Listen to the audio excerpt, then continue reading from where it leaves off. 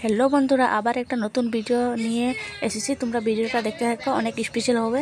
তো আমার ছেলের বার্থডের জন্য কিছু কিছু নিয়ে আসছে, আর বাকিগুলো পরে আনবে। কাঁচা সবজিগুলো যেগুলো কি গোটা গালামাল দোকানে পায়, এগুলো নিয়ে আসছে। দেখো, সকালে এসে আমার এটা জেঠি, আমার মার যা হয়, তো আমার মা আর জেঠি দুজনে সবজিগুলো কেটে নিচ্ছে। সকালে অনেক কিছু মেনু হবে, তাই মেনুগুলো তোমার কাছে পরে শেয়ার করবো একবার রান্না হওয়ার পরে। তারপরে আমার ছেলেটাকে স্নান করে নিয়ে আসলাম। দেখো, স্নান করে ও ঠাকুরের কাছে নমস্কার দিতেছে। স্নানটা করেছে, ঠাকুরটা প্রণাম করলো, তারপরে ও লাড্ডু গোপালটা জল দিব বলছিল, তাই অল্প জল দিয়ে দিলাম। ও জল দিতে জন্য দেখো জল দিয়ে দিচ্ছে আমার ছেলেটা, লাড্ডু গোপালটা। তোমরা সবাই এটাই আশীর্বাদ করো আমার ছেলেটা যে ভালো থাকে, সুস্থ থাকে।